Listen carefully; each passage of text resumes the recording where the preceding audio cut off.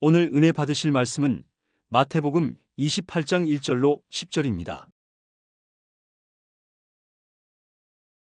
안식일이 다 지나고 안식 후 첫날이 되려는 새벽에 막달라 마리아와 다른 마리아가 무덤을 보려고 갔더니 큰 지진이 나며 주의 천사가 하늘로부터 내려와 돌을 굴려내고 그 위에 앉았는데 그 형상이 번개 같고 그 옷은 눈같이 희건을 지키던 자들이 그를 무서워하여 떨며 죽은 사람과 같이 되었더라. 천사가 여자들에게 말하여 이르되 너희는 무서워하지 말라. 십자가에 못 박히신 예수를 너희가 찾는 줄을 내가 아노라.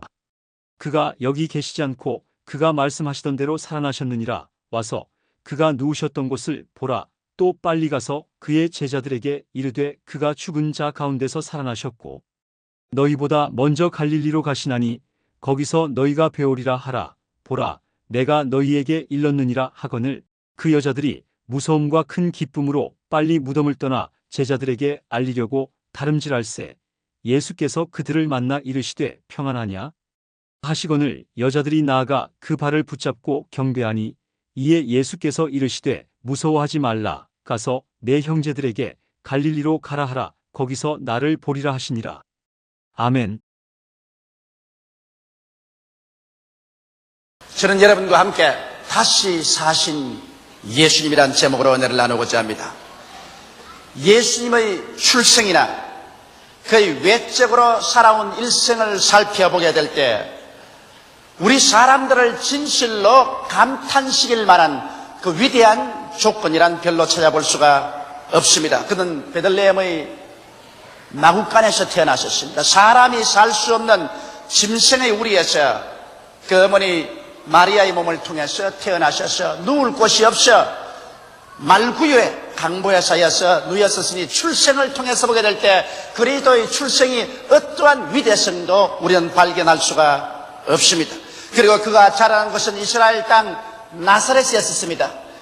나다나엘도 말하기를 나사렛에서 무슨 선한 것이 나겠느냐고 말할 것처럼 그 당시에 나사렛에서는 우범자들이 우글우글했습니다. 천민들, 가난한 사람, 도박꾼, 술주정꾼, 인생에 낙담한 사람들이 마치 쓰레기 더미 같이 살아있던 곳이 나사렛이기 때문에 그 당시 나사렛이라고 말하면 악명 높았으며 사람들조차 나사렛에서 출생한 사람들은 좋게 생각하지 않은 그 동리에서 예수님이 자라나셨습니다. 그리고 예수님께서 어떤 가마리엘 문화나 위대한 대학에서 수련을 하거나 공부를 하신 적이 없습니다. 목수를 양아버지로 두고 목수일을 배우셔서 30일일 때까지 주님은 손마디가 굵어지도록 목수일을 보셨습니다. 30세에 일어나셔서 우리 주님께서 요단강에서 세례받으시고 30세에서 출발하여 3년 반 동안 복음을 전거했지만은 한 번도 주님께서 한 거처를 두고 머물러 있지 않으셨습니다. 그는 계속해서 방랑의 생활을 하셨습니다. 여우도 굴이 있고 산새도 들집 있지만은 인자는 머리 둘 곳이 없다고 주님께서 말씀하셨습니다. 방랑의 생활이 끝날 쯤 되어서 주님은 잡히어서 그간 무도한 강도들 사이에 주님께서 함께 형벌을 받으셨습니다. 십자가에 못 박여 죽었다는 것은 절대로 영광스러운 죽음은 아니었습니다. 그러므로 예수 그리스도의 이력서를 살펴볼 때 그 출생 성분이나 그리고 그 교육이나 그의 생활이나 하나도 그 자체로는 그가 구주가 될 수 있다는 증명서가 될 수가 없었습니다. 그럼에도 불구하고 오늘날 전 세계는 그의 태어나심을 기점으로 하여 세계의 연대를 정하고 서구를 중심으로 한 온 인류 사회가 그리스도의 태어남을 통해서 그 일생에 우리에게 가르친 교훈으로 말미암아 지대한 영향력을 미치고 있는 것입니다. 오늘 예수 그리스도 영향력을 배제해버리면 근대 문명은 그 뿌리채 없어지고 말 그러한 정도의 영향력인 것입니다. 그 이유는 도대체 어디에 있을까요? 사도 바울은 로마서에서 이렇게 대답하고 있습니다. 이 아들로 말하면 육신으로는 다윗의 혈통에서 나셨고 성결의 영으로는 죽은 자 가운데서 부활하여 능력으로 하나님의 아들로 인정되셨으니 곧 우리 주 예수 그리스도시니라. 예수 그리스도의 부활 사건만이 예수께서 참된 하나님이시여 참된 사람이며 온 인류의 구주가 되신다는 증거를 세울 수가 있는 것입니다. 예수께서 만일 부활하지 아니하시더라면 그리스도의 일생은 이미 역사의 페이지에서 까맣게 잃어버린 사건이 되어버리고 말았을 것입니다. 예수 그리스도의 부활 사건을 우리가 알아보는 것은 이와 같이 중요한 것입니다. 첫째로 예수님의 부활은 사복음서를 통해 볼 때 이와 같았었습니다. 예수께서 금요일 날 아침 9시에 십자가에 못 박였었습니다. 12시가 되자 하늘이 어두워졌습니다. 해도 빛을 비치지 아니하고 산천초목이 떨었고 시인이 땅을 흔들었었습니다. 예수님께서 오후 3시가 되시자마자 목마르다 하시고, 또 주님께서 엘리 라마 사박다니, 하나님이여 하나님이여 어찌하여 나를 버리시나이까 탄식하시고 난 다음 주여 내 영혼을 주의 손에 부탁하시리라고 그 영혼이 떠나가셨습니다. 유대민족들은 그 이튿날이 유월절이라 안식 이름으로 말미암아 안식일 날까지 시체를 달아놓는 것을 원하지 아니하셨습니다. 그래서 로마 총독에 가서 죄수들을 빨리 안식 전에 처리하기를 요구받았고 그것을 허락받았습니다. 이래서 로마 군인들은 예수 그리스도의 우편 강도와 좌편 강도가 빨리 죽게 하기 위해서 그 다리를 찍었습니다. 그러나 예수님께 오니까 예수님은 이미 운명하신지라 한 사람이 창으로서 옆구리를 찌르니까 예수님의 옆구리에서 물과 피가 쏟아져 나오셨습니다. 아랫마대 요셉이 빌라도의 허락을 받아서 예수님의 시체를 십자가에서 내렸었습니다. 마침 그때 니고데모도 침향과 상료를 가지고 와서 예수 그리스도의 몸에 바르고 수의를 입히어서 예수 그리스도를 바로 그 십자가 못 박인 골고다산 옆에 있는 정원 동산의 아리마대 요셉의 무덤에 안장을 하고 큰 돌로서 그 무덤 문을 막아버렸습니다.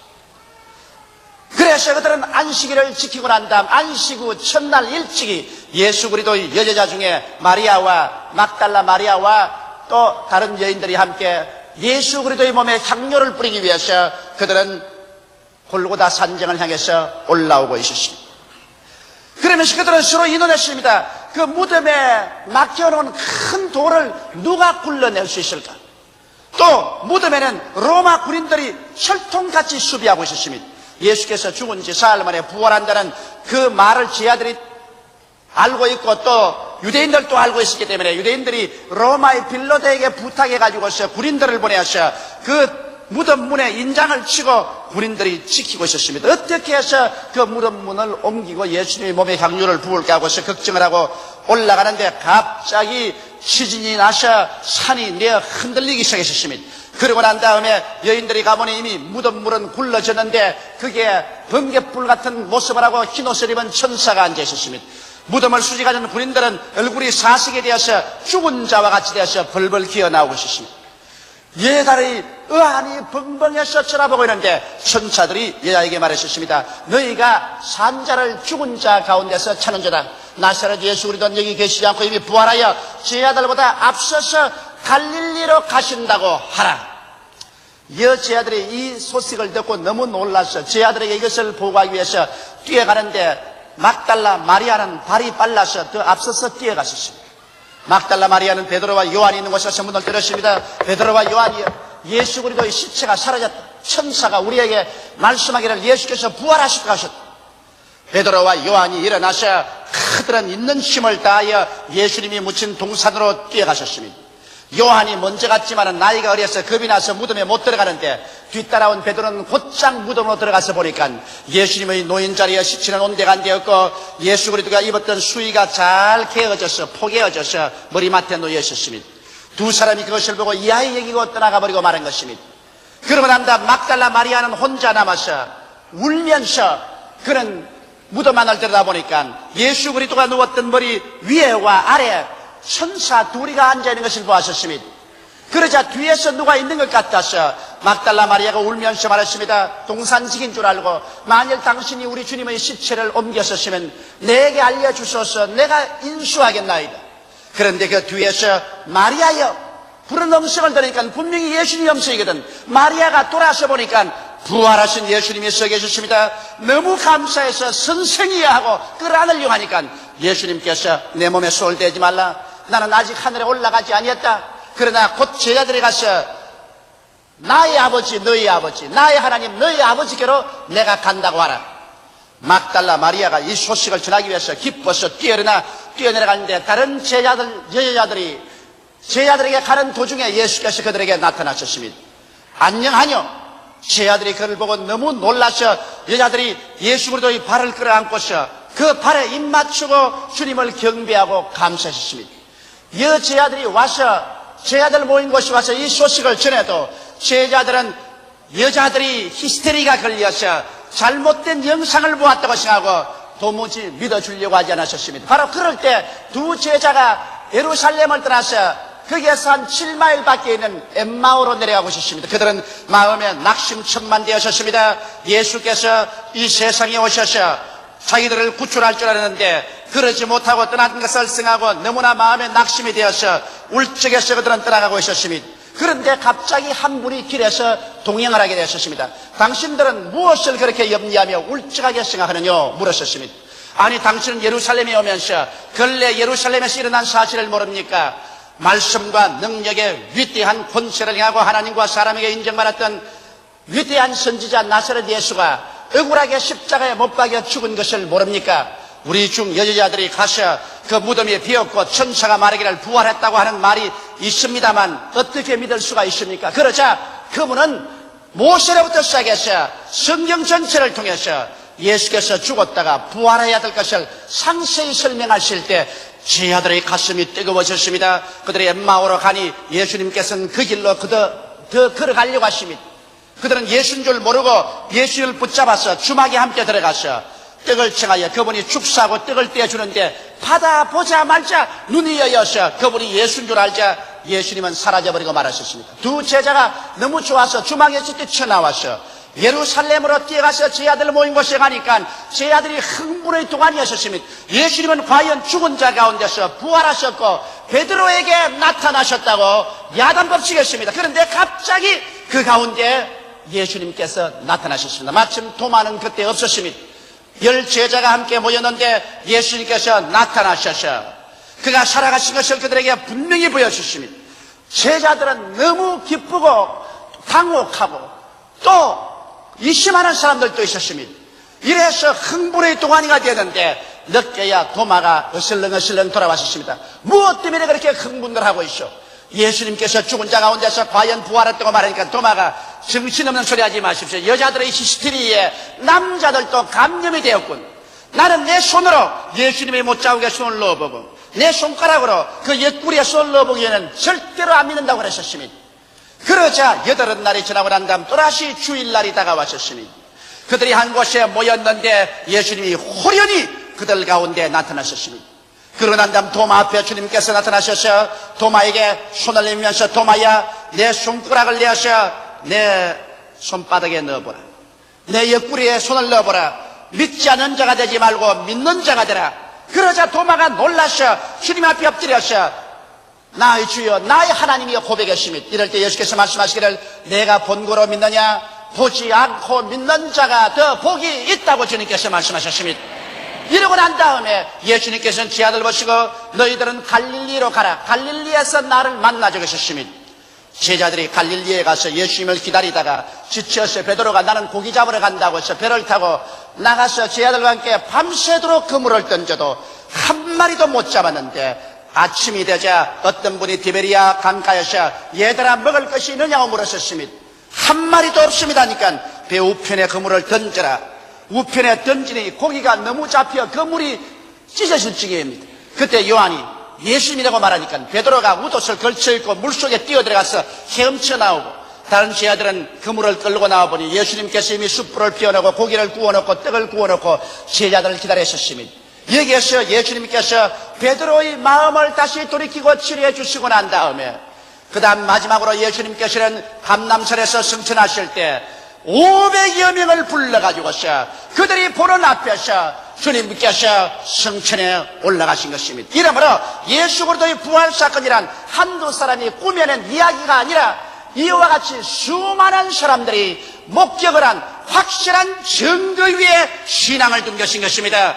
이러기 때문에 오늘 예수 그리스도의 부활 사건만은 이 너무나 많은 사람이 본 증거 위에 서 있기 때문에 이 증거를 절대로 무시할 수가 없고 이 기반 위에 서서 2000년 동안 세계 방방곡곡 10억의 인구가 예수 그리스도를 구주로 모시고 그 부활을 찬미하고 있는 것입니다. 둘째로 이 부활과 성령 강림은 어찌할지 끊을래야 끊을 수 없는 연관성을 가지고 있는 것입니다. 예수님께서 부활하셔서 아버지 보좌 우편에 앉으시고 난 다음에 그 증거로서 성령을 우리에게 부어주신 것입니다. 베드로가 사도행전 2장 32절로 33절에 이렇게 말하셨습니다. 이 예수를 하나님이 살리신지라 우리가 다 이 일의 증인이로다. 하나님이 오른손으로 예수를 높이시며 그가 약속하신 성령을 아버지께 받아서 너희 보고 듣는 이것을 부어주셨느니라. 예수님이 부활 성천 안 하셨으면 성령은 우리에게 부어주실 수가 없습니다. 예수께서 죽은 지 3일 만에 부활 성천하시기 때문에 그 십자가에 흘린 피로서 아버지 제란에 가서 인류의 죄를 다 속였으므로 이제 죄사함을 받은 사람들에게 하나님의 성령이 선물로 주어줄 수가 있는 것입니다. 이러기 때문에 오순절날 주님께서 성령을 받아서 제 아들에게 부어주시며 갑자기 그들이 성령으로 충만함 받자마자 살아계시고 부활하신 예수께서 그들 곁에 그들 안에 그들 위에 함께 있는 것을 슬슬이 체험하고 난 다음에 부인할래야 부인할 수가 없어서 문을 박차고 나가서 예수님은 부활했다고 외칠 수밖에 없은 것입니다. 오늘날 성령께서 우리에게 임하시면 성령은 우리에게 예수께서 우리와 함께 계신 체험을 절실하게 허락해 주십니다. 예수님께서도 요한복음 14장 19절로 20절에 조금 있으면 세상은 다시 나를 보지 못할 것이로되 너희는 나를 보리니 이는 내가 살았고 너희도 살겠음이라. 그날에는 내가 아버지 안에 너희가 내 안에 내가 너희 안에 있는 것을 너희가 알기라고 말씀하신 것입니다. 이와 같이 성령의 체험은 오늘날 2000년 전 예수 그리스도의 부활의 사건을 여러분과 나 20세기 말을 쓰는 우리들의 가슴 속에 현실적으로 체험하게 만들어주는 것입니다. 예수 그리스도를 구주로 모시고 성령으로 충만한 바라면 예수께서 우리 육신의 눈으로는 보이지 않지만 너무나 절실하게 주님이 내 안에 내가 주님 안에 있는 것을 기도할 때 깨달을 수 있으며 찬미할 때 체험할 수 있으며 신앙생활에 뚜렷하게 나타나는 증거가 있기 때문에 우리는 예수 그리스도의 부활을 부정할래야 결단코 부정할 수가 없게 되고 마는 것입니다. 셋째로 사도들은 그들의 증거에 순교의 피를 흘려서 인을 쳤었습니다. 예수 그리스도의 부활을 반대하는 사람들은 예수님이 십자가에서 진짜로 죽은 것이 아니라 기절한 사람을 무덤 시원한 데 갖다 놓으니까 공기가 시원하고 차니까 다시 깨어나서 부활했다고 말하는 것입니다. 여러분, 예수께서 만일 사형틀에 잡혀 들어갔다가 도로 시원한 무덤에서 깨어나셨으면 로마 사람들이 도로 잡아서 십자가에 못 안 박았다고 누가 증명했습니까? 사형수가 살아난다고 해서 그걸 살려놓을 로마 사람들이 아닌 것입니다. 말도 아닌 소리인 것입니다. 왜냐하면 예수님이 십자가에 못 박였을 때 로마 군인들이 창으로 그 옆구리를 찔러서 심장이 터져 물과 피를 다 쏟아냈는데 시원한 묘지에 들어가서 살아날 리가 만무한 것입니다. 또 반대하는 말하기를 예수 그리스도의 시체를 제자들이 훔쳐갔다고 말했는데 절망에 처한 오합지졸의 제자들이 세계에서 가장 훈련을 잘 받은 최강의 군대인 로마 군인들이 지키는 무덤에 들어가서 시체를 훔칠 도리도 없고 마치를 훔치려고 했다면 그 중에 몇 사람이 체포될 것이고 또한 창금에 맞아 죽었을 것입니다. 로마 사람들이나 유대인들은 이것을 역사적인 증거로 드러내어서 예수 그리스도의 시체를 훔치러 왔다가 이런 사람이 체포되었으며 이런 사람이 죽임을 받았다고 했을 것인데 오늘 역사상에 예수를 아무리 비난하려고 해도 예수 제자가 와서 로마 군인들과 일전을 해서 잡힌 자나 죽은 자가 있다는 사실을 기록한 적은 없는 것입니다. 그러므로 아예 제자들이 예수 그리스도의 시체를 훔치려고 생각한 적도 없었으며 예수 그리스도의 시체를 훔쳤다고 가정할지라도 만일 제자들이 분명히 자기들이 예수 시체를 훔쳐서 죽은 줄 알면서도 불구하고 이 예수가 살아났다고 증거하기 위해서 산을 넘고 물을 건너며 고통을 당하고 사도 요한을 제외하고 난다 모든 사람들이 다 순교를 당했는데 자기가 거짓말인 줄 분명히 알면서 거짓말을 증거하기 위해서 목숨을 버리고 피를 흘려서 그 증거에 도장을 칠 바보는 한 사람도 없는 것입니다. 한 사람 배반한 가룟 유다 이외에는 모두 다 그들은 예수 그리스도의 부활을 증거하기 위해서 일생을 내어 맡겼고 사도 요한만은 수명대로 살았지만 그 이후의 사람들은 다 목숨을 버려서 피를 흘려 그들의 증거에 인을 쳤던 것입니다. 이러므로 우리 주 예수 그리스도는 지금으로부터 2000년 전 모든 인류의 죄와 불의, 수학과 저주, 절망과 죽음을 한 몸에 걸머쥐고 십자가에 올라가셔서 여러분과 날 대신 못 박혀 죽어서 하나님 앞에 이를 다 대가를 지불하여 청산하시고 무덤에 들어간 지 사흘 만에 사망과 음부의 권세를 격파하고 부활하심으로 말미암아 오늘날 우리에게 영원한 생명의 근원이 되어 주신 것입니다. 이러므로 오늘날 역시 죄가 있고 불의가 있고 저주가 있고 질병이 있고 마귀가 있고 절망이 있음에도 불구하고 이것을 다 격파하고 이겨버리고 부활하신 예수께서 교회 가운데 계시며 우리 가운데 있기 때문에 우리의 전도를 통하여 기도를 통하여 믿음을 통하여 성령의 생수의 강이 넘쳐나와서 죄가 있는 곳에 부활의 용서를, 병이 있는 곳에 부활의 치료를, 낙이 있는 곳에 부활의 승리를, 저주가 있는 곳에 부활의 축복을, 죽음이 있는 곳에 부활의 영생을 오늘 허락하고 있는 것입니다. 이러기 때문에 오늘 우리는 이 세상에 어둡고 캄캄한 면만 바라보아서는 안 됩니다. 부정적이고 절망적이고 낙심적이 되어서는 안 될 것입니다. 왜? 부정적인 것이 있음과 동시에 이 모든 부정적인 것을 한 몸에 걸머지시고 십자가에 못 박여서 죽으시고 장사에 내셨고 이를 다 파묻어버리고 승리하신 예수께서 계신 것입니다. 이러기 때문에 누구든지 그리스도 안에 있으면 새로운 피조물이라 이전 것은 지나가시니 보라 새 것이 되었다 하는 것은 예수 안에 여러분과 나는 부활의 생명인 성령의 능력으로 사로잡힌 바 되었기 때문인 것입니다.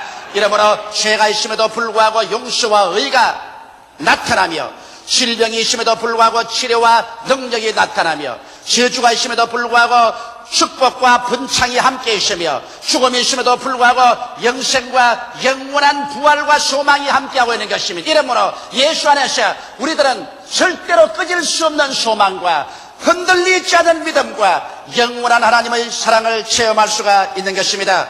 이러므로 바울은 고린도전서 15장 12절로 19절에 이와 같이 외쳤습니다. 그리스도께서 죽은 자 가운데서 다시 살아나셨다 전파되었거늘 너희 중에 어떤 이들은 어찌하여 죽은 자 가운데서 부활이 없다 하느냐? 만일 죽은 자의 부활이 없으면 그리스도도 다시 살지 못하셨으리라. 그리스도께서 만일 다시 살지 못하셨으면 우리의 죄라는 것도 헛것이요 또 너희 믿음도 헛것이며 또 우리가 하나님의 거짓 증인으로 발견되리니 우리가 하나님이 그리스도가 다시 살리셨고 증가하였음이라. 만일 죽은 자가 다시 사는 것이 없으면 하나님이 그리스도를 다시 살리시지 아니하셨으리라.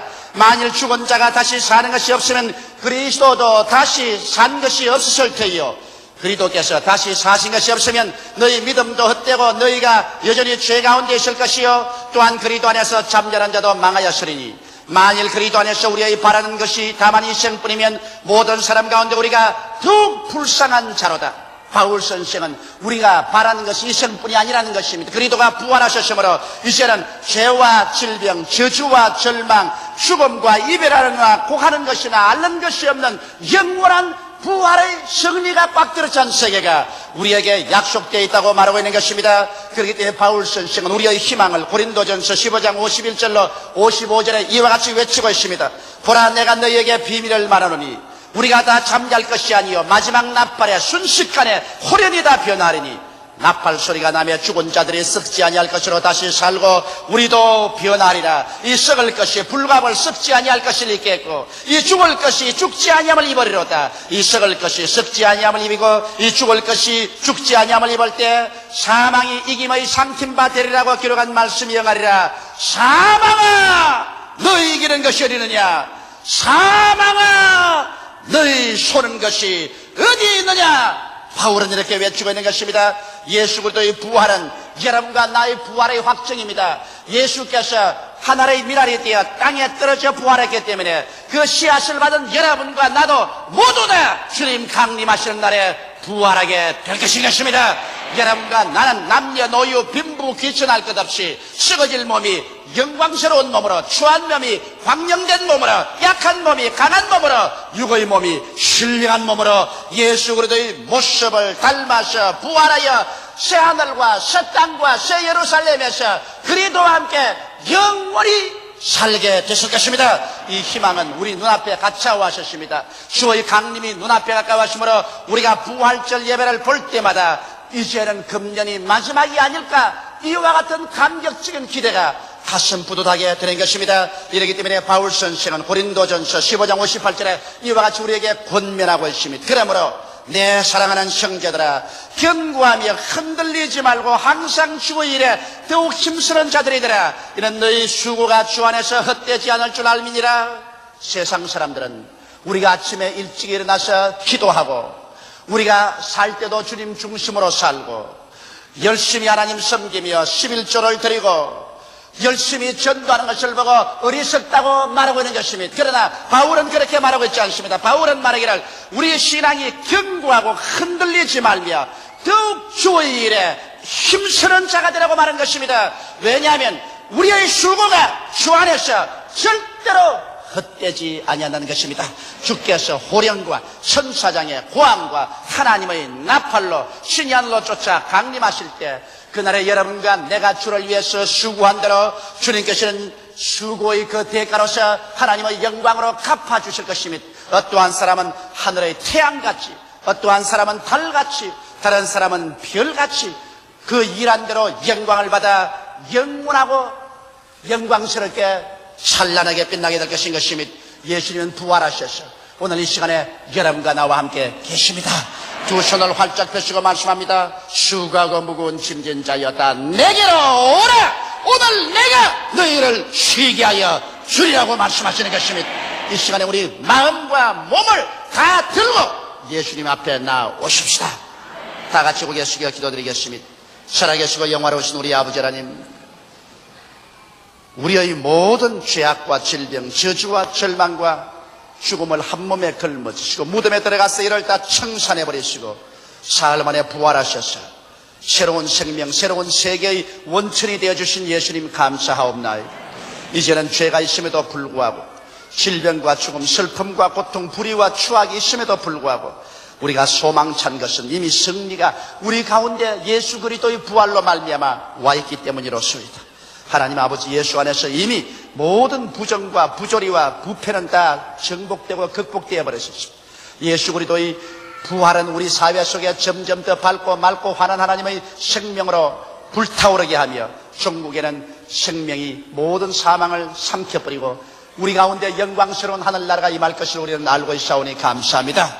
부활하신 예수님이여, 그 부활의 능력으로 모든 성도를 점령하여 주시옵소서. 오늘 한 사람도 남김없이 영원히 잘됨같이 범사에 잘되며 강건하게 만들어 주시옵소서. 부활의 생명으로 넘쳐나서 이 생명을 만방에 나누어 주게 되게 도와 주시옵소서. 예수님 이름 받들어 기도하옵나이다. 아멘. 오늘 은혜 받으실 성경 말씀은 고린도전서 15장 1절로 11절입니다. 형제들아, 내가 너희에게 전한 복음을 너희에게 알게 하노니 이는 너희가 받은 것이요 또 그 가운데 선 것이라. 너희가 만일 내가 전한 그 말을 굳게 지키고 헛되이 믿지 아니하였으면 그로 말미암아 구원을 받으리라.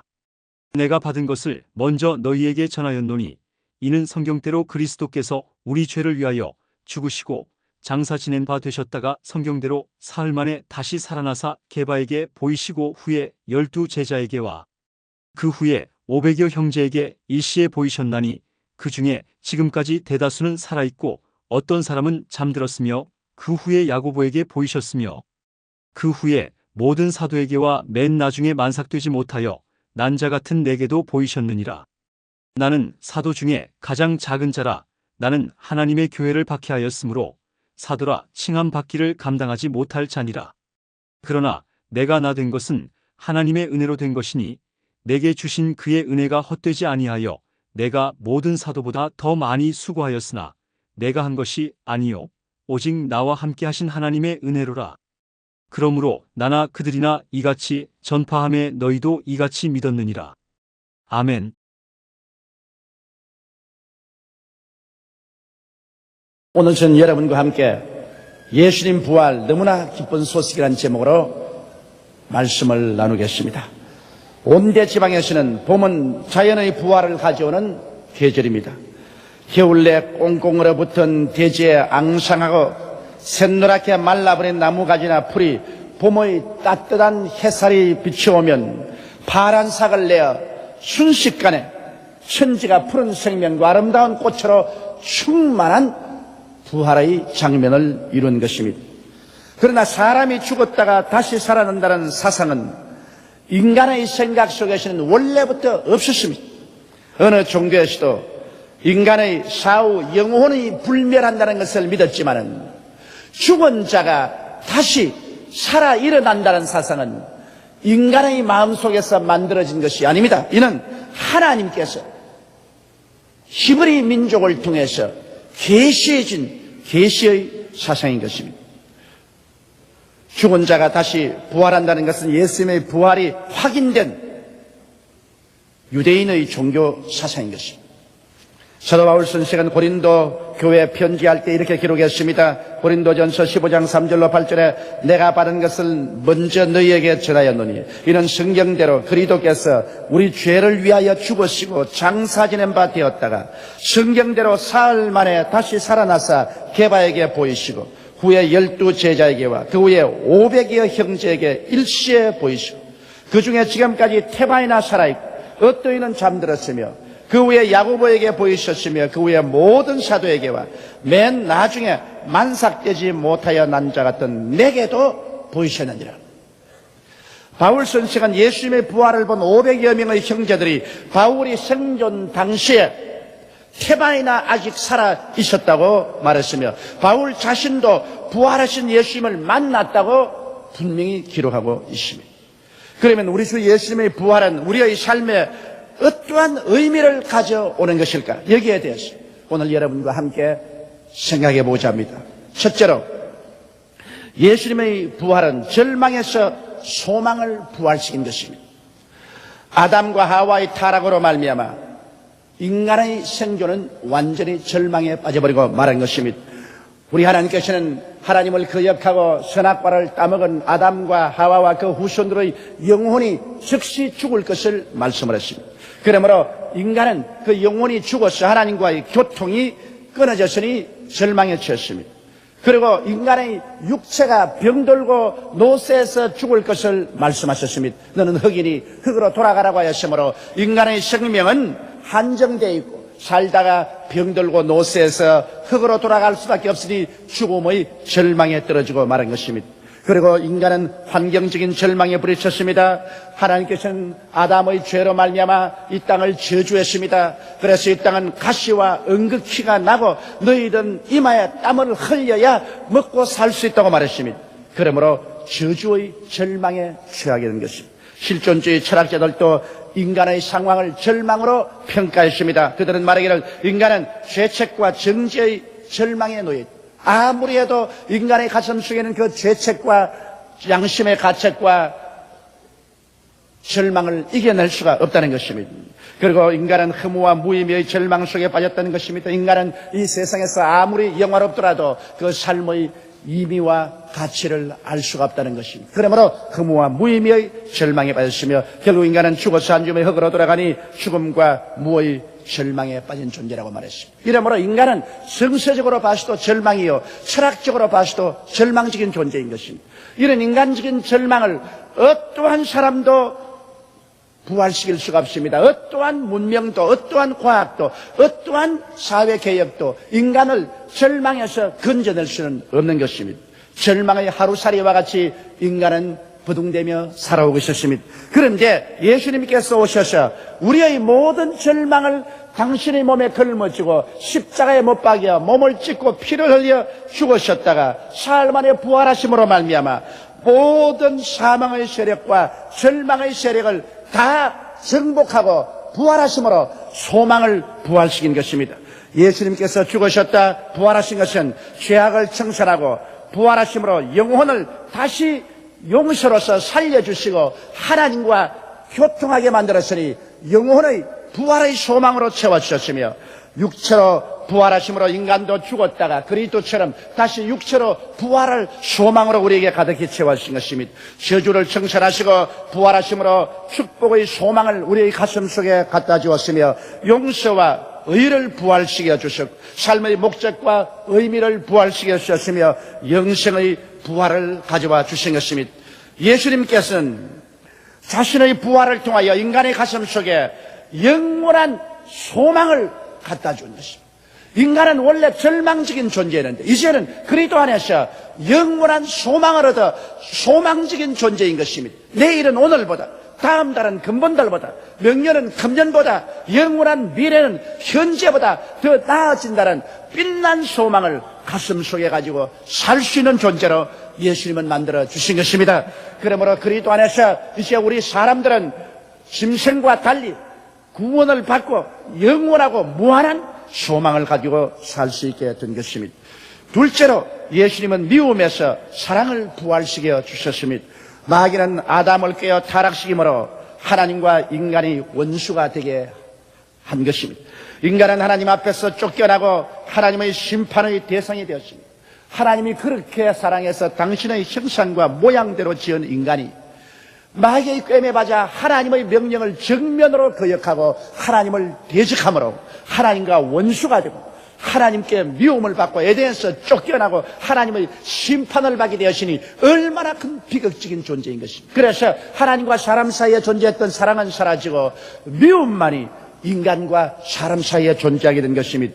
그리고 타락으로 말미암아 인간과 인간 사이에 마귀는 미움을 심어주은 것입니다. 아담은 하나님 앞에서 하와를 원망했습니다. 당신이 내게 지어준 하와가 꾀모로 내가 선악과를 따먹었다고 했습니다. 하와는 또한 뱀을 원망했습니다. 여기서부터 부부의 갈등이 시작한 것입니다. 그때로부터 시작해서 오늘까지 어느 가정이나 부부의 갈등이 없는 가정이 없습니다. 남편과 아내는 그때 심어준 미움이 언제나 그 속에 있습니다. 아무리 잘 살아보고 이해하고 동정하고 화합하며 살려고 해도 사람의 마음속에 심어놓은 부부의 갈등은 언제나 가시밭처럼 그곳에 있는 것입니다. 이것은 아담과 하와가 타락함으로 마귀가 심어놓은 갈등인 것입니다. 그리고 아담과 하와의 가정에는 비극이 다가왔습니다. 첫 아들 가인이 둘째 아들 아벨을 시기하고 질투해서 밭에서 돌로 쳐서 죽여버린 것입니다. 그러므로 신족 살상의 비극이 시작된 것입니다.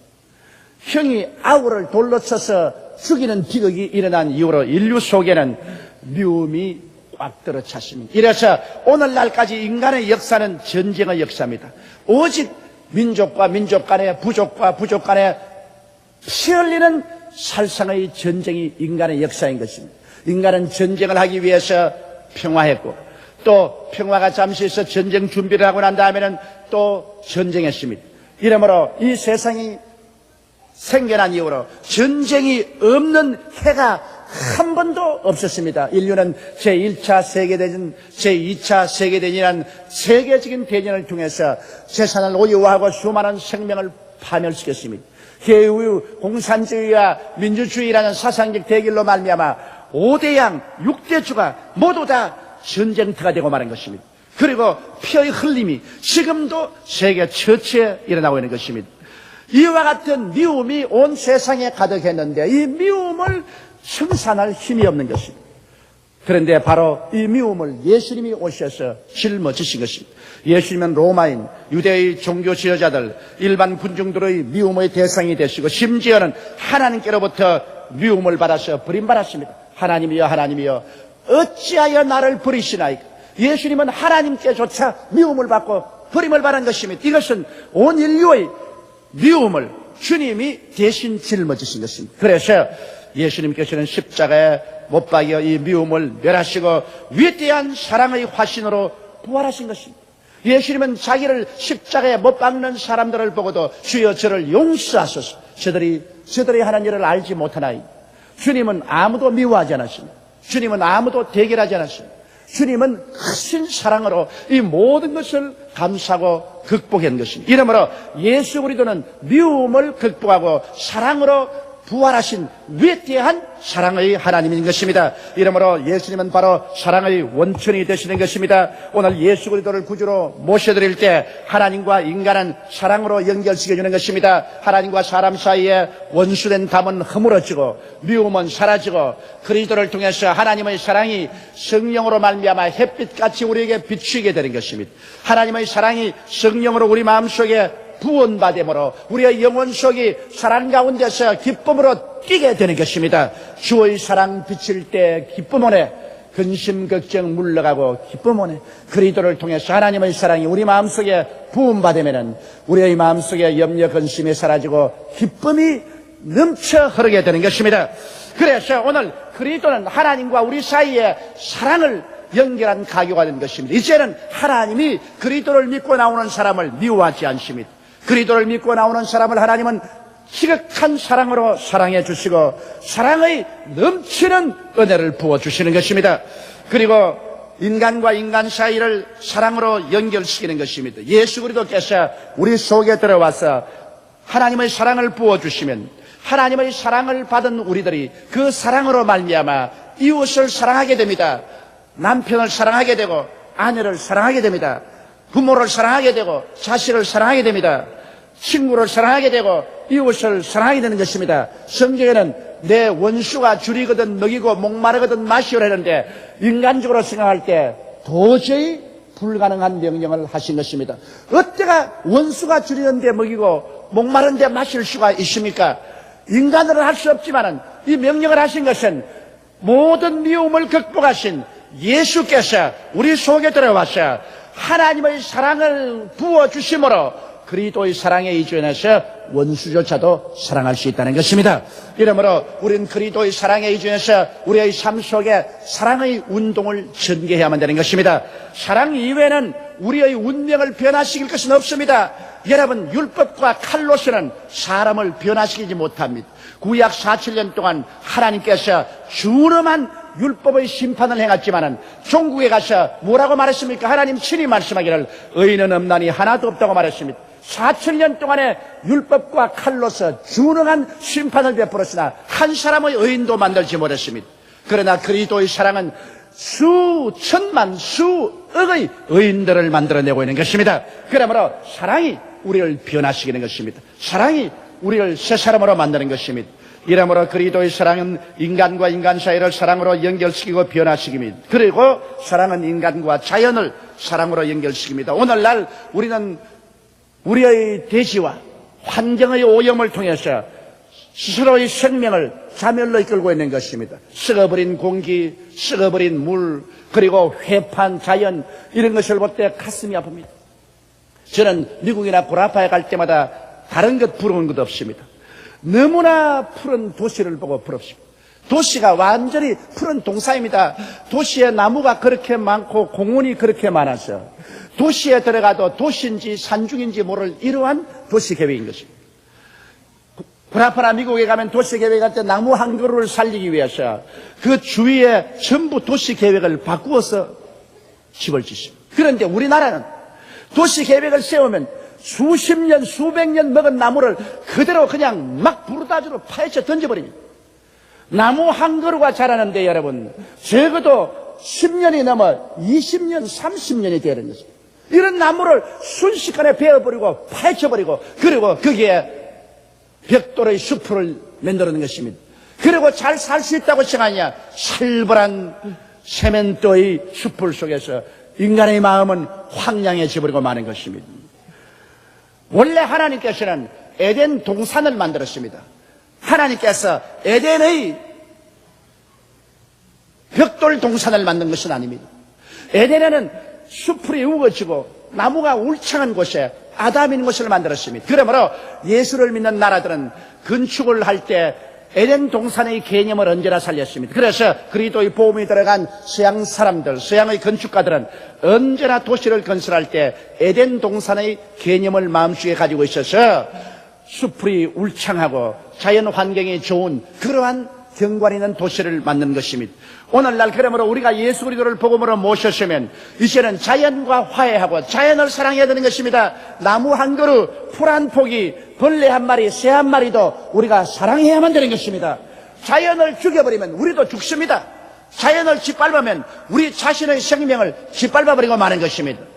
아무리 공장을 많이 세워서 돈을 많이 번다 하더라도 그 폐수로 말미암아 사람들이 물을 마실 수 없게 되고 그 물을 마신 사람마다 중금속의 병이 들어서 생명이 단축된다면 그 공장으로 돈만 벌어서 무엇하는 것입니까? 이러므로 우리들은 그리스도의 부활과 함께 인간은 자연을 사랑하는 그 사랑으로 마음속이 충만해져야만 되는 것입니다. 그리고 그리스도의 부활은 바로 이것을 이루어주는 것입니다. 셋째로 예수님은 참된 믿음을 부활시켰습니다. 예수님이 십자가에 죽으신 이후에 인간 구원에 관한 믿음이 다 사라졌습니다. 예수님의 제자들조차도 불신앙의 포로가 되어 뿔뿔이 흩어졌습니다. 엠마오로 가던 두 제자가 고백한 것을 우리는 알 수 있습니다. 그는 말하기를 나사렛 예수, 하나님께 크게 인정받고 기사와 이적과 능력을 행하던 그분이 우리를 구원할 줄 알았는데 빌라도에게 심판을 받고 그는 십자가에 못 박아 죽어버리고 말았으며 구원의 소망은 사라졌다고 말한 것입니다. 그래서 그리스도의 십자가의 죽음은 모든 인간의 마음속에 구원의 소망을 다 빼앗아버리고 믿음을 파괴해버리고 마는 것입니다. 예수님의 부활은 인간의 구원에 대한 궁극적인 믿음을 다시 부활시킨 것입니다. 예수님이 부활하지 않으셨으면 그리스도의 모든 가르침은 십자가에서 종말되고 말았을 것입니다. 그러나 그리스도가 죽은 지 사흘 만에 부활하심으로 말미암아 십자가는 재해석되었습니다. 예수님의 고난은 실패도 아니요 패배도 아니요 절망도 아니요 그리스도의 십자가는 우리를 구원하는 위대한 대속의 은총의 근원이 되었다는 것으로 해석되게 된 것입니다. 그러므로 십자가를 통해서 죄사함의 믿음이 부활했습니다. 성령 충만의 믿음이 부활했습니다. 치료의 믿음이 부활했습니다. 아브라함의 축복의 믿음이 부활했습니다. 영생 천국의 믿음이 부활하게 된 것입니다.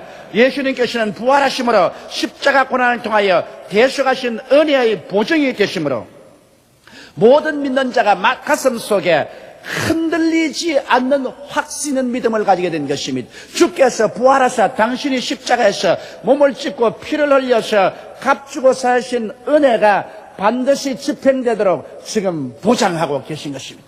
예수님의 성령이 그것을 보증하고 있는 것입니다. 이러므로 우리는 흔들리지 않은 믿음을 가지고 십자가의 오중복음과 삼중 축복을 믿고 나갈 수가 있게 된 것입니다. 그러므로 그리스도의 부활이야말로 우리의 깨어진 믿음을 다시 부활시켜 주시고 우리의 마음속에 흔들리던 믿음을 다시 확고하게 해준 것입니다. 그리스도의 부활만큼 우리가 그리스도를 믿고 하나님을 믿을 수 있는 확신 있는 부활의 믿음을 준 것은 없는 것입니다.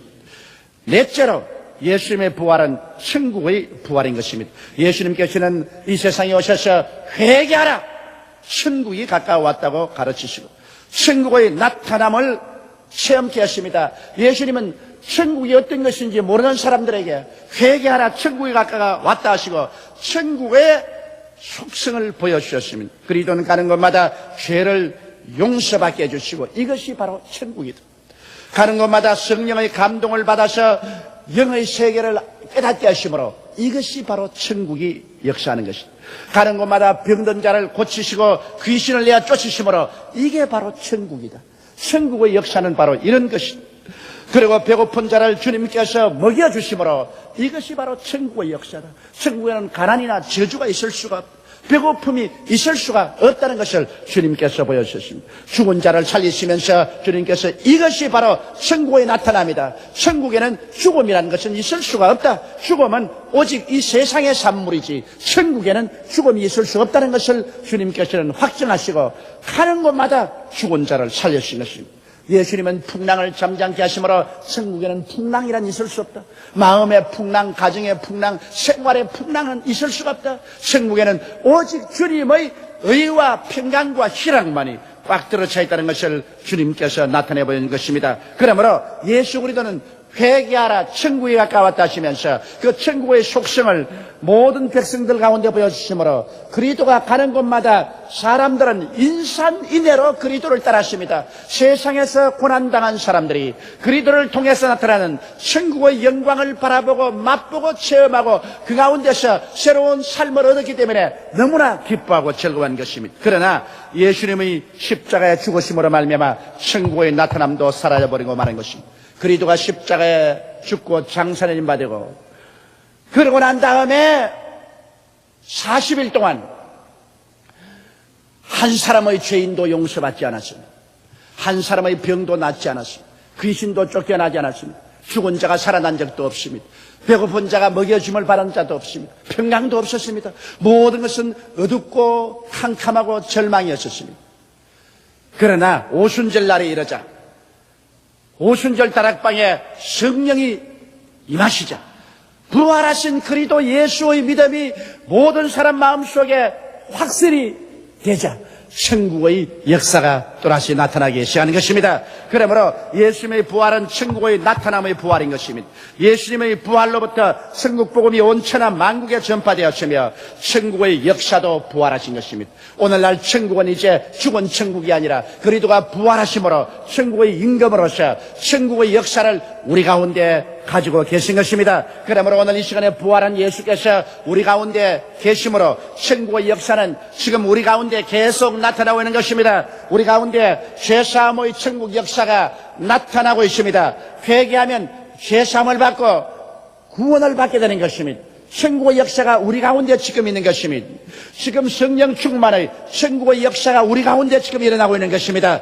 우리가 회개하고 예수를 믿고 성령 충만을 구하면 천국의 역사인 성령 충만이 우리 가운데 임하는 것입니다. 치료의 천국 역사도 우리 가운데 임하여 있습니다. 그리스도를 의지하고 믿음으로 나올 때 치료의 역사가 우리의 영과 마음과 몸에 임하여서 우리를 치료하여 새롭게 하는 천국의 역사는 지금 이 자리에 일어나고 있는 것입니다.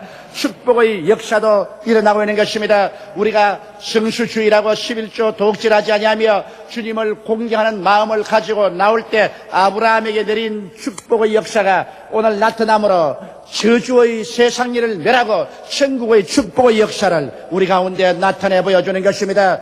영생 천국의 소망의 역사도 일어납니다. 예수를 믿음으로 우리가 죽어도 살고 살아서 믿는 자는 영원히 죽지 않은 영생의 소망의 역사가 우리의 마음속에 충만해지는 것입니다.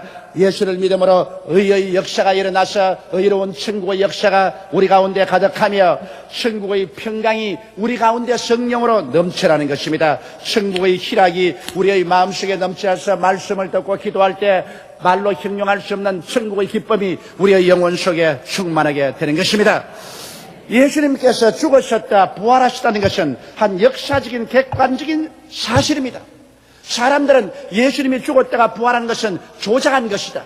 그리스도가 십자가에서 기절한 것을 무덤에 넣어놓으니 시원한 무덤에서 살아났 부활했다고 말했다. 그런 거짓말을 하는 사람도 있고, 혹은 예수님이 죽은 시체로 있는 것을 제 아들이 훔쳐가 놓고 부활했다고 소문을 냈다. 그런 거짓말하는 사람도 있습니다.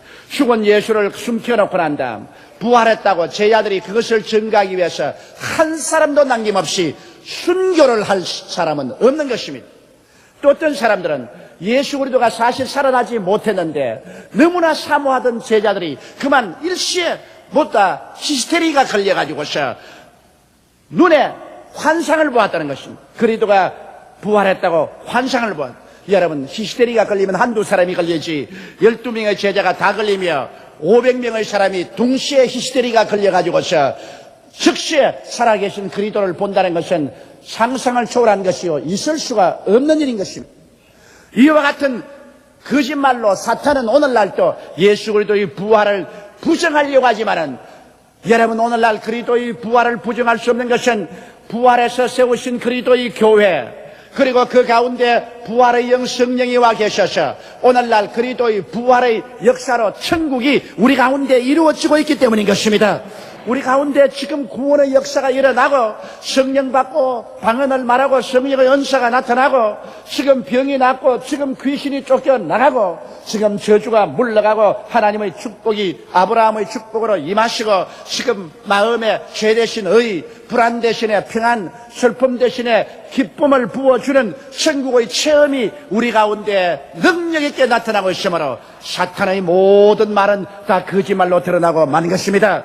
그러므로 그리스도 예수의 죽었다가 부활하신 부활의 사실을 믿고 받아들이는 자에게는 엄청난 삶의 내용의 변화와 소망과 사랑과 믿음과 천국의 나타남의 부활을 체험하게 되는 것입니다. 이러므로 그리스도의 부활은 하나의 역사적인 사건이 아니요 하나의 성경 속에 기록된 이야기가 아닌 것입니다. 그리스도의 부활의 사건은 현실적인 것입니다. 지금 예수님은 부활이요 생명으로 우리 가운데 와 계신 것입니다. 이 그리스도를 모셔드릴 때 그 부활의 역동적인 역사가 여러분 생활 속에 나타납니다. 여러분 생애 속의 모든 사망의 세력은 철폐되고 하나님의 영광의 천국의 역사가 시작되게 되는 것입니다. 우리 다 같이 고개 숙여 기도드리겠습니다. 전능하시고 거룩하신 아버지 하나님, 그리스도가 죽은 자 가운데서 부활하심으로 모든 사망의 세력을 철폐해버린 것을 감사합니다. 하나님 아버지, 흑암의 세력을 철폐하고 무한한 소망을 우리 가운데 주신 것을 감사합니다. 그리스도 예수님 소망으로 부활하시고 사랑으로 부활하시고 믿음으로 부활하시고 천국으로 부활하신 예수님, 오늘 그 부활의 능력과 영광이 우리의 속에 가득하게 도와주옵소서. 우리 주 예수님 이름으로 기도드리옵나이다. 아멘. 오늘 은혜 받으실 성경 말씀은 고린도전서 15장 1절로 8절입니다. 형제들아, 내가 너희에게 전한 복음을 너희에게 알게 하노니 이는 너희가 받은 것이요 또 그 가운데 선 것이라. 너희가 만일 내가 전한 그 말을 굳게 지키고 헛되이 믿지 아니하였으면 그로 말미암아 구원을 받으리라. 내가 받은 것을 먼저 너희에게 전하였노니 이는 성경대로 그리스도께서 우리 죄를 위하여 죽으시고 장사 지낸 바 되셨다가 성경대로 사흘 만에 다시 살아나사 게바에게 보이시고 후에 12 제자에게와 그 후에 500여 형제에게 일시에 보이셨나니 그 중에 지금까지 대다수는 살아있고 어떤 사람은 잠들었으며 그 후에 야고보에게 보이셨으며 그 후에 모든 사도에게와 맨 나중에 만삭되지 못하여 난자 같은 내게도 보이셨느니라. 아멘.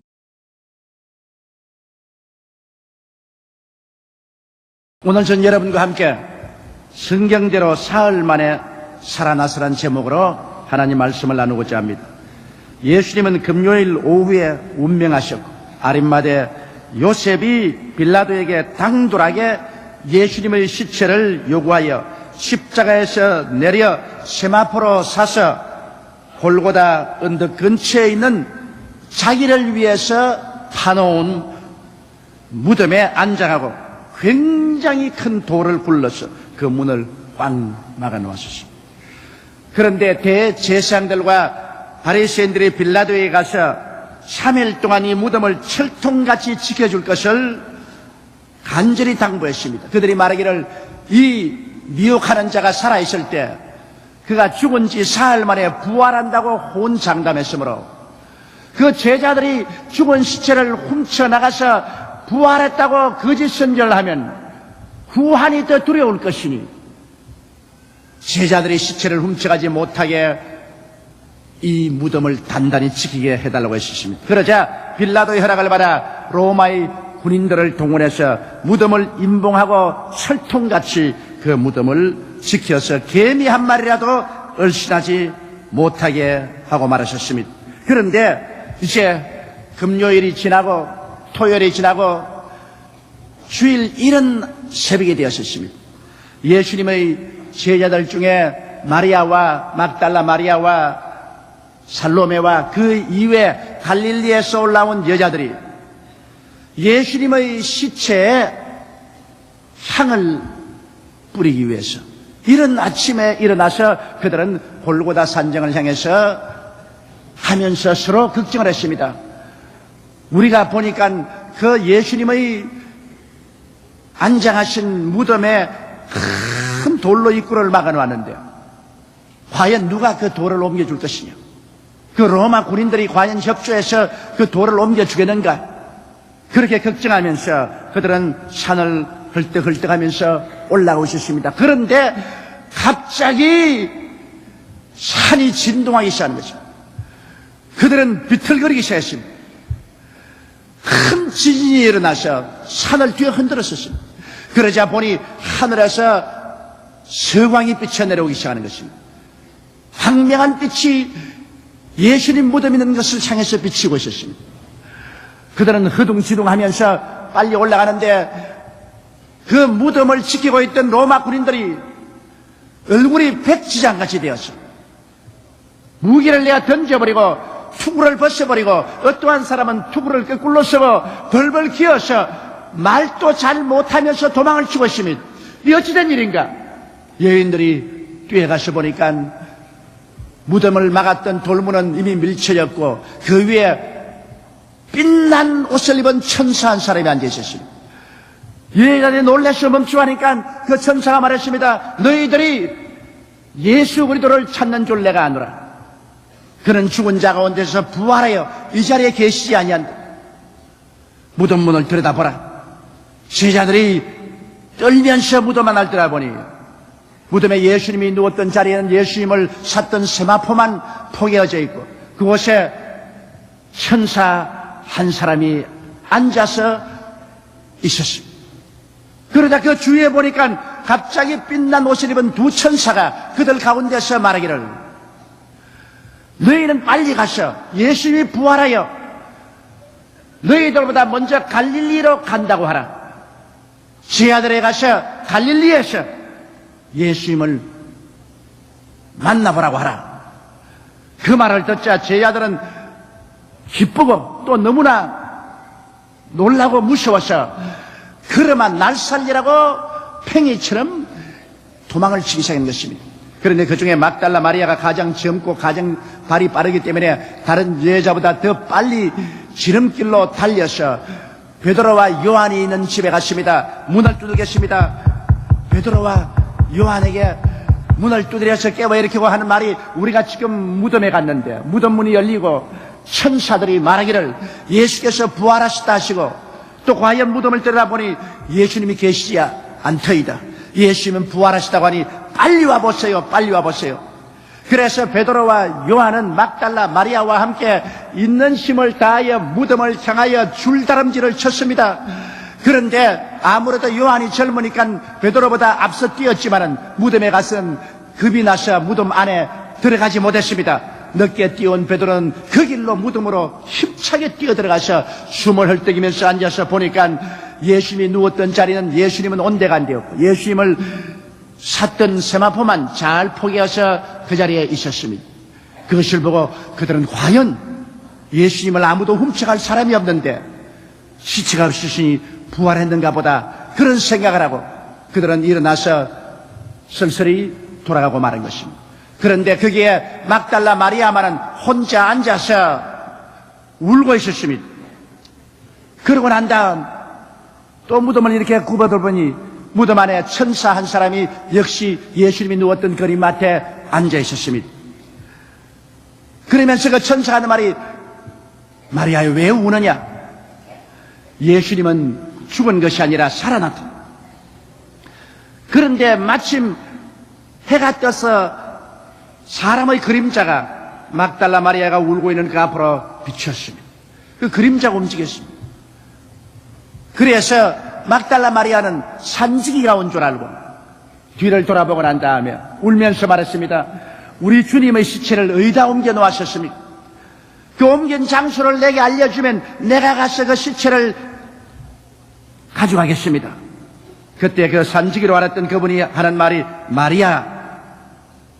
그 이름을 부른데 돌아보니 예수님이었습니다. 너무 놀라서 선생님이여 하고 그 몸을 잡으려고 하니까 물러서시면서 내 몸에 손대지 마라. 내가 아직 아버지께 올라가지 못했다. 그러나 너는 빨리 가서 제자들에게 말하라.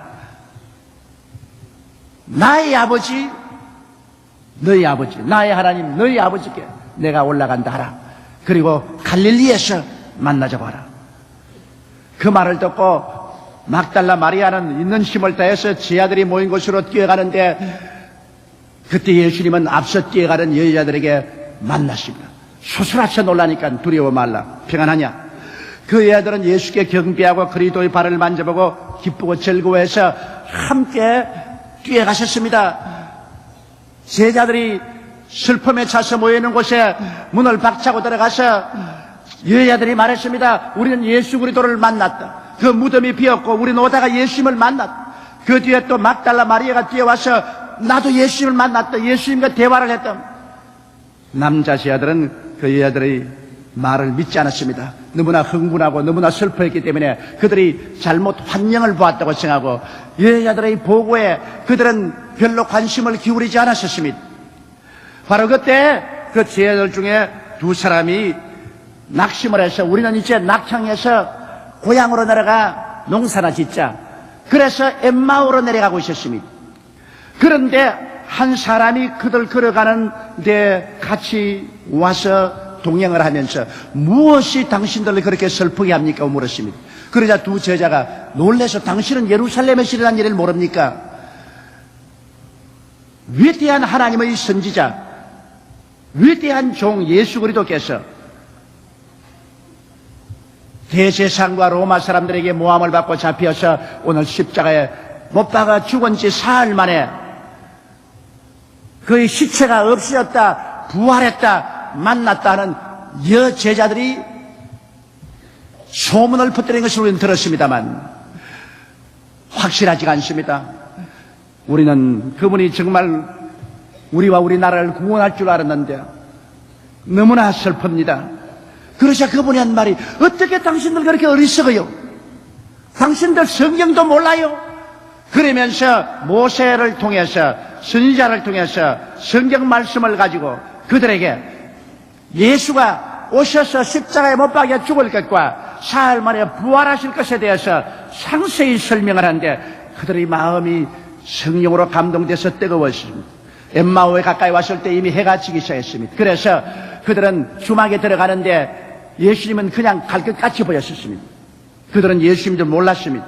그래서 그들이 강제로 우리 주막에 들어가서 같이 식사를 하고 한밤을 지나고 가자고 했습니다. 주막에 들어가서 식탁에 앉아서 떡이 나오면 그 낯선 사람이 떡을 들어 축사하시고 떼어주는데 받자마자 그들의 눈이 열려서 그가 예수님인 것을 알자마자 주님은 공기 속으로 사라져버리고 마는 것입니다. 그래서 그들은 밥도 먹지 않고 그 길로 일어나서 흐름한 날 살리려고 내리 뛰어왔습니다. 그래서 예루살렘에 와서 우리가 예수님을 만났다고 고함을 치니까 그들 한 말이 예수님이 살아나셔서 베드로에게 나타났다고 그들도 흥분을 했습니다. 그러고 있는데 갑자기 예수님께서 그들 가운데 나타났습니다. 그들은 놀랐습니다. 혹시 그들이 영을 보지 아니하냐, 그렇게 유혹을 가졌습니다. 그럴 때 주님께서 손을 내미시고 못자국을 보이시고 옆구리를 보여시고 하는 말이, 내 손을 만져보라, 내 옆구리에 손을 넣어보라. 영은 살과 뼈가 없으되 나는 있나니라. 그리고 주님께서 너희 가운데 먹을 것이 있느냐? 그들이 구워놓은 생선 한 토막이 깨뜨리니까 주님께서 그들 앞에서 생선을 다 잡수십니다. 그러고 난 다음 주님께서 그들에게 숨을 내쉬시고 하신 말씀이, 성령을 받아라. 네 죄든지 사하여주면 사하여줄 것이요 네 죄든지 그대로 두면 그대로 있으리라. 그러고 난 다음 주님이 사라졌습니다.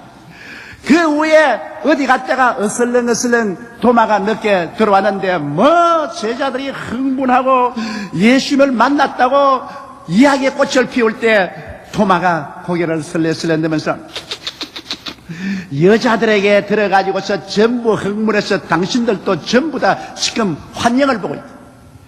사람들이 좀 이성을 가져라. 과학적으로 생각해라.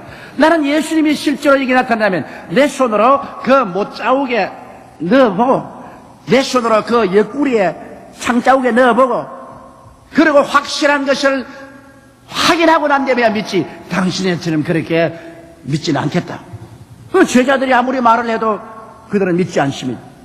그런데 한 주일이 지나고 난 다음 또다시 주일날 저녁에 그들이 함께 모였는데 그땐 도마도 같이 있었습니다. 그런데 예수님이 갑자기 나타나셨습니다. 그러한 다음에 예수님께서는 도마 앞에 서서 말하십니다. 손을 내미시고 도마야 너 손 내밀어라. 자, 내 못자국 난 손에 너 손가락 넣어보라. 그리고 옆구리를 보이시면서 자, 너 손을 내 옆구리에 넣어보라. 그리고 믿지 않는 자가 되지 말고 믿는 자가 되라. 도마는 놀라서 주여 당신은 나의 주여 나의 하나님이시니이다. 예수님 말씀하기를 이 사람아 네가 본고로 믿느냐 보지 않고 믿는 자가 더 복이 있나니라. 그리고 주님께서 제 아들에게 말씀하기를 믿고 세례받는 사람은 구원을 얻을 것이요 믿지 않는 사람은 정죄를 얻으리라. 믿는 자들에게는 이런 표적이 있다니 저희가 내 이름으로 귀신을 쫓아내며 새 방언을 말하며 뱀을 집으며 무슨 독을 마실지라도 해를 받지 아니하며 병든 자에게 손을 얹은즉 나으리라. 그러시고 나는 갈릴리로 가니 갈릴리에 와서 나를 만나라고 말하셨습니다. 그래서 제자들은 그 길로 예루살렘을 떠나서 고향 땅 갈릴리로 가셨습니다. 그런데 갈릴리에 가 있어서 예수님이 언제 어디에서 그들을 만날지 도저히 알 수가 없습니다. 그러므로 초조해서 하루 저녁에 베드로가 말하기를 나는 고기 잡으러 간다. 그래서 옛날의 배를 끄집어내고 옛날의 낡은 그물들을 먼지를 털고 해서 그들은 갈릴리 바다에 고기 잡으러 들어갔습니다. 초저녁에 그물을 던지고 밤중까지 계속 그물을 던지고 새벽까지 그물을 던져도 생선은 한 마리도 안 잡혔습니다. 왜냐하면 그들이 그물을 던지긴 던지지만은 고기 잡는 데 관심이 없고 예수님이 어디에서 자기를 만나줄까 하는 거기에만 관심을 가지고 있었습니다. 그런데 이른 아침에 갈릴리 해변에 안개가 자욱 끼었었습니다. 그때 저 안개 건너편으로 어떠한 분이 있어서 말했습니다. 얘들아 거기 무슨 생선이 있느냐? 아니올시다. 아무것도 잡지 못했습니다. 배 오른편에 그물을 던져보라. 그래서 그들이 배 오른편에 그물을 던지니까 애운 것이 얼마나 많은지 고기가 그물에 가득 걸렸습니다. 그러자 요한이 말하기를 예수님이시다. 그 말을 듣자마자 베드로는 겉옷을 덜쳐입고 물속에 뛰어들어갔습니다. 왜? 베드로는 예수님을 모른다고 세 번이나 부인했기 때문에 도저히 그냥 가서 예수님을 쳐다볼 체면이 서지가 않습니다. 그래서 찬물에 해물에다 치고 떨어서 벌벌 떨면 그것으로서 불쌍히 느낌을 받을까 싶어서 다른 사람들은 배를 쉬어가는데 그런 물로 헤엄을 쳤습니다. 그래서 예수님 앞에 서니까 예수님은 이미 모닥불을 피워놓으시고 떡과 생선을 구워놓고 기다리고 계십니다. 제자들이 오는데 베드로가 물을 쭉 흘리고 벌벌 떨면서 예수님 앞에 섰습니다. 얼마나 민망스럽고 체면이 서지 않은 일이 아니겠습니까? 그러니까 예수님이 보니까 베드로가 너무너무 민망스러워하는지라 그 베드로의 마음에 위로를 주기 위해서 베드로야 가서 시방 잡은 생선 좀 가져오너라. 예. 주님이 날 버리지 않고 꾸짖지 않고 나에게 심부름도 시키는구나. 그래 뛰어가서 생선을 내어서 세어보니 153마리나 되었었습니다. 그 중에 생선 몇 마리를 들고 와서 부지런히 베드로가 불 위에 얹고 굽는다고 야단입니다. 그래라도 바빠야 마음의 고통이 사라집니다. 왜냐하면 그 불을 바라보니 안나스와 가야바의 뜰에서도 역시 그렇게 모닥불을 피워놨는데 그때도 예수님이 거기에 서 계셨고 자기도 그곳에 있었는데 예수님이 매를 맞아 온 얼굴이가 다 터지고 온 코에 피가 쏟아지고 하는 그 장면에서 어린 기집종이 와서 너도 예수와 한패라고 말할 때 그는 세 번이나 예수님 앞에서 나는 그를 도무지 알지 못한다고 부인한 사실이 그 마음속에 너무나 고통스럽게 기억이 됩니다. 모닥불만 보면 마음에 화끈거리는 것입니다. 그런데 예수님께서 그들에게 떡을 주시고 먹을 생선을 주셨습니다. 어떤 사람들 말하기를 부활하신 예수님은 이제 와서 우리의 일요한 양식과 일반 생활에 관심이 없다고 말하는데 그렇지 않습니다. 밤새도록 고기 잡는다고 수고하시니 얼마나 배가 고팠겠습니까? 예수님은 그들에게 부활하신 이후에도 하나님 말씀을 전하기 전에 먼저 배불리게 하시려고 주님께서 떡을 주시고 생선을 주셨습니다. 그래서 배불리게 하고 이 세상에 사는 동안에 필요한 것을 공급하게 하시고 난 다음에 그 다음 주님께서 이제 베드로와 대화를 시작하는 것입니다. 베드로는 마음속에 깊이 상처를 입었습니다. 그 상처를 치료하지 아니하면 베드로는 절대로 유능한 사도가 될 수가 없습니다. 언제나 열등의식과 좌절감으로 그는 몸부림치고 자책으로 그를 저주하면서 일생을 지나고 말 것입니다. 예수님께서 그 모닥불 앞에서 베드로를 쳐다보셨습니다. 베드로가 고개를 숙이고 있다가 예수님을 이렇게 쳐다보니 마음에 만감이 다가옵니다. 그날 또 이랬지 않느냐? 안나스와 가야바의 뜰에서도 예수님이 나를 저렇게 쳐다봤지 않느냐? 그런데도 내가 예수님을 세 번이나 부인했으니 내가 사람일 수가 있겠는가? 주님은 베드로의 상처 입은 마음을 고치기 위해서 안나스와 가야바의 뜰에 있는 그 장면을 재현시키는 것입니다. 그 모닥불을 그대로 재현시켜 놓고 그 모닥불 앞에서 예수님을 쳐다보시고, 그리고 주님께서 베드로가 예수님을 세 번 부인한 그것을 세 번 긍정하도록 해서 치료하는 것입니다. 베드로야,